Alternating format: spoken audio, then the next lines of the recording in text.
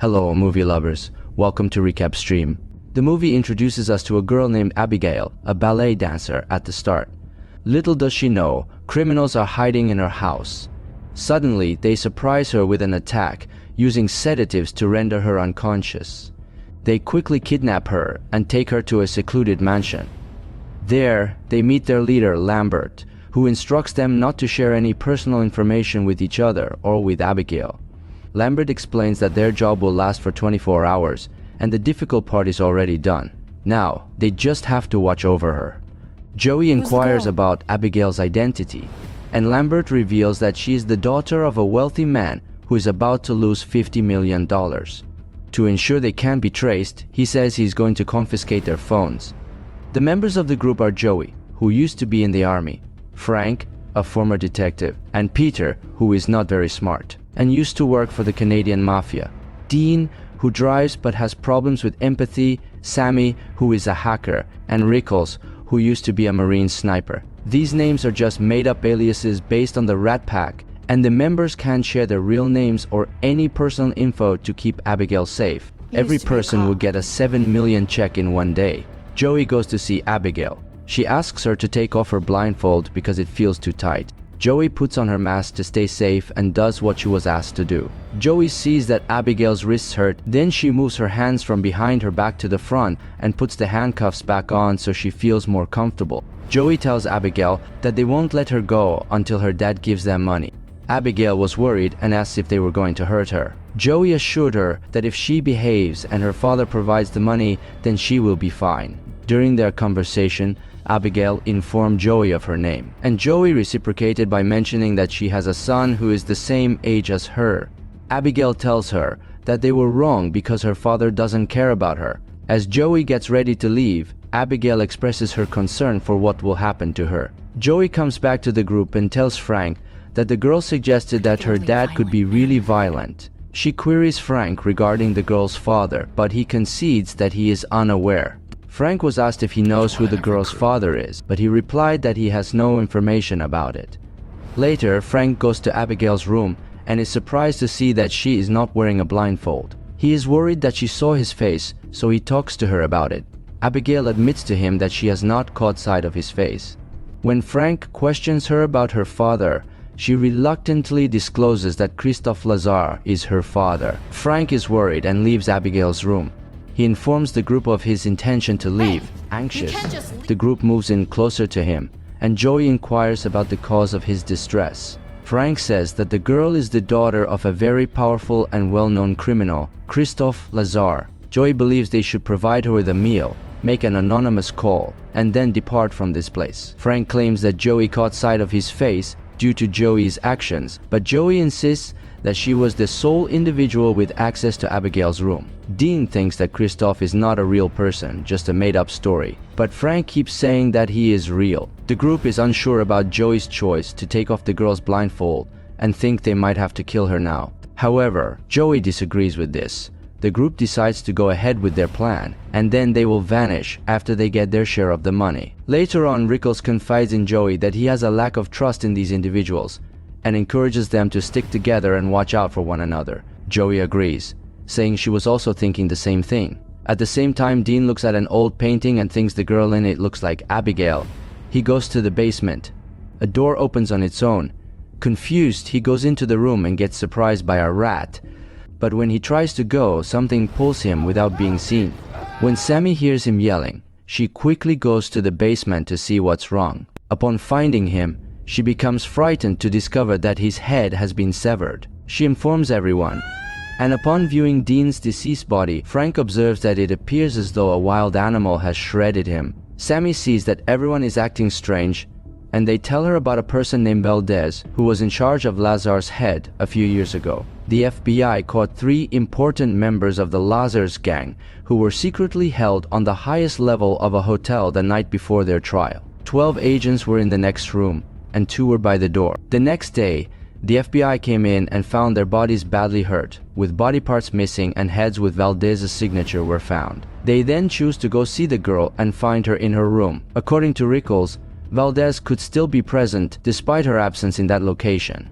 He decides to leave, but when he tries to open the door, he finds another locked door and realizes that they are locked inside. Suddenly, the house's security alarm goes off, and they figure out it's all a trap. Joey quickly goes to Abigail and asks if anyone else came in here with them. The man with glasses, at first, Abigail says no, but then she admits that the man with glasses made her keep it a secret and threatened to hurt her if she didn't. Joe claims that she won't let him do anything to harm her. I'm not gonna let him hurt you. Abigail tells her that he works for her dad, and his name is Valdez. Suddenly, Rickles calls her and says that someone took his gun. Joey spreads the word that Frank's true identity is Valdez. They choose to look for another way out of the house, but as they go, Joey hears a sound. She turns around and sees Rickles standing in a strange way. Joey comes up to him carefully but is shocked to find out that he has been seriously hurt by someone. Descending the stairs, she seeks out Frank to inquire about his motives for bringing them to that location with ill intent. Frank takes out his gun, saying he doesn't understand and asking her to tell him what she's thinking. She confirms that he is Valdez, the individual who took the lives of Dean and Rickles. Frank does not believe what she said. He thinks Abigail has influenced her and is trying to make them not trust each other. He says they should be firm with the girl and tells Peter to do it.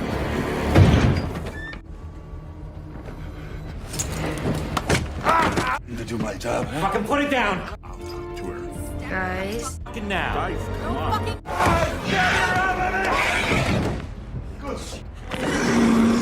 Oh.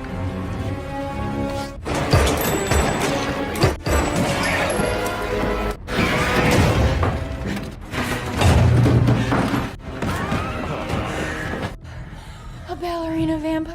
Joey says they need to find a different way to escape, but Frank says he already looked at all the other doors and they have strong locks and thick shutters. Frank thinks they should get ready to kill Abigail, but Joey doesn't agree. They said it would be really bad if they killed her because then they wouldn't have any leverage. She thinks they should give Abigail to Lazar so they don't hurt them, but Frank doesn't want to do it. Fucking onions.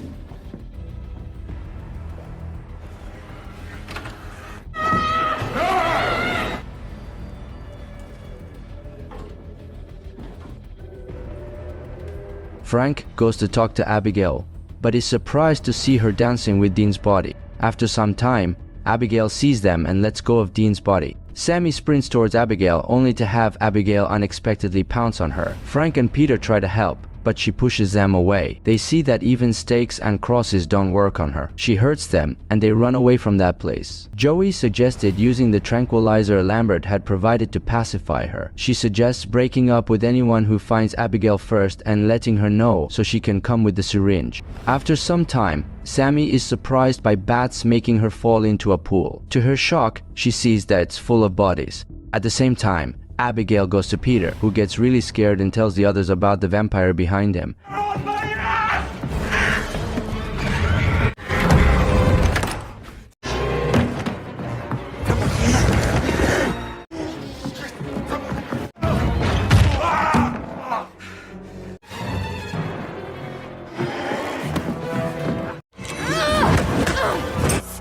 Frank.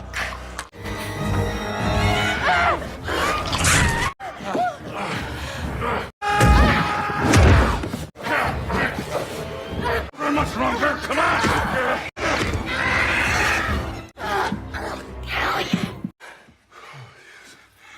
After Abigail wakes up, she discovers that she is trapped in an elevator. Joey says that if she tells them how to escape, they will set her free. Abigail says she planned everything, and Lambert is her worker. Then she tells everyone that Sammy's real name is Jessica. She acknowledges that she initially funded her career by accessing her affluent parents' bank account, causing people to put their money in other countries and eventually focus on larger targets, especially one in particular. After that, she reveals that Peter goes by the name Terran and is employed as the enforcer for the Montreal Broussard family. She teases him, asking if he gets tired of hurting people for money and puts up with his company workers making fun of him for not being smart. She says he stole from his team and makes fun of him for being weak and unfaithful. In addition, she refers to him as a drunk and wonders about the duration of time he can continue to use the stolen money. She then tells them that Frank used to be a detective named Adam Barrett. He pretended to be someone else and worked for their branch in New York. Abigail wanted to know his feelings when he took into custody the 3 lieutenants he had grown fond of. She also admitted that she was the one who hurt them because of him. She then tells everyone that Joey is actually Ana Lucia Cruz. She used to be an army medic but was kicked out for using morphine that belonged to the army.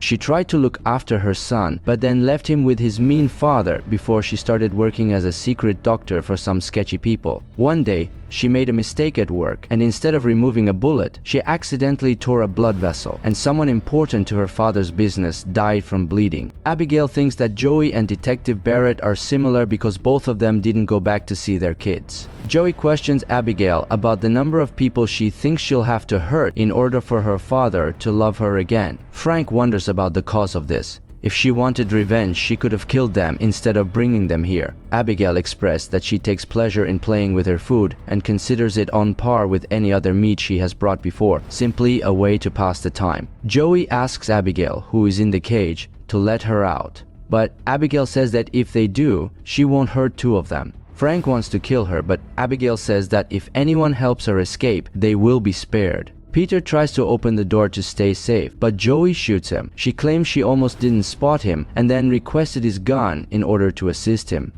Frank is in charge of watching her, and Abigail wants him to open the door. Frank said he would think about it if she told him how to leave, and Abigail agreed but said he had to let her out right after she helps him. Frank said okay, and Abigail then told him about a secret door in the library. She instructed him to push the bookshelf on the right wall using the book called "And Then There Were None." Upon learning this information, Frank decided to cancel the deal and refused to open the cage door. However, Abigail easily broke the gate and started moving towards Frank in a threatening way.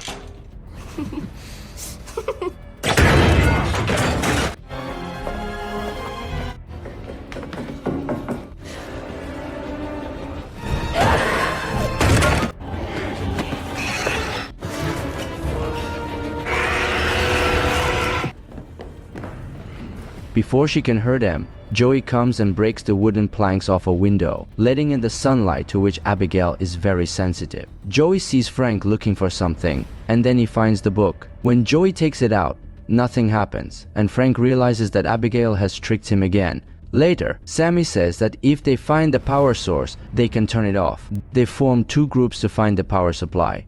However, all of a sudden, Sammy becomes a vampire under Abigail's power.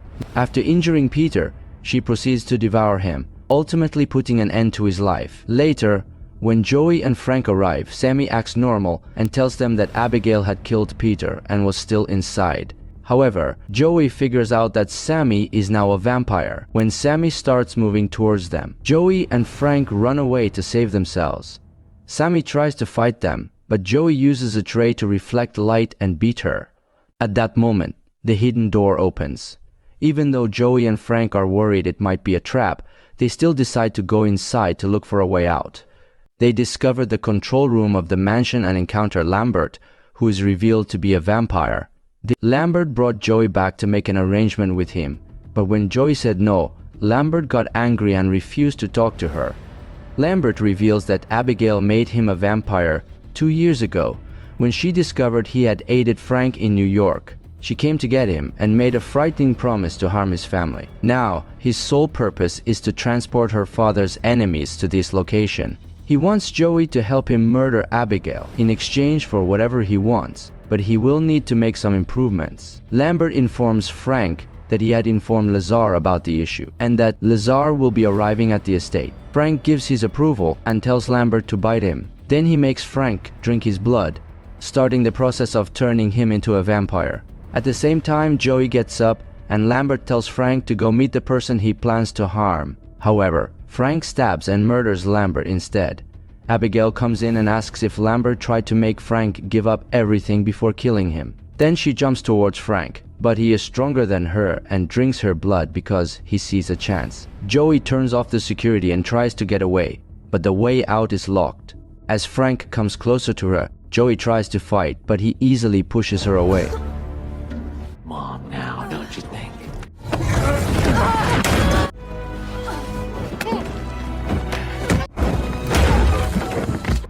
Let's have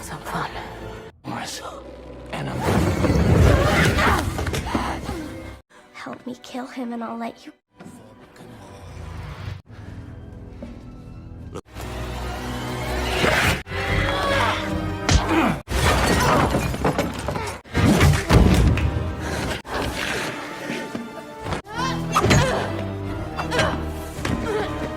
Wait there.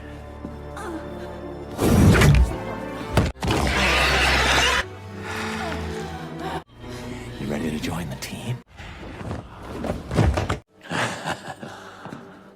Little puppet.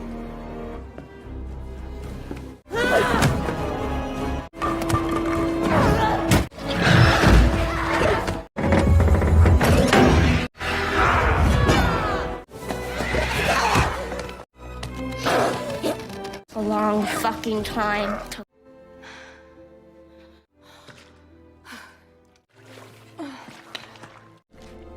hope you get justice. Have to show up. Third. Lazar. You don't understand. Saved my life. Before he can hurt her, Abigail tells her father that Joey saved her life. She says Joey was there, but he wasn't. Lazar submits and grants Joey the freedom to leave. As she gets into her car, Joey finally leaves the mansion of horror before leaving the estate to see her son. And here's the end. If you enjoyed this recap and want to stay updated with all our future content, don't forget to hit that subscribe button and turn on notifications so you never miss any recap from us.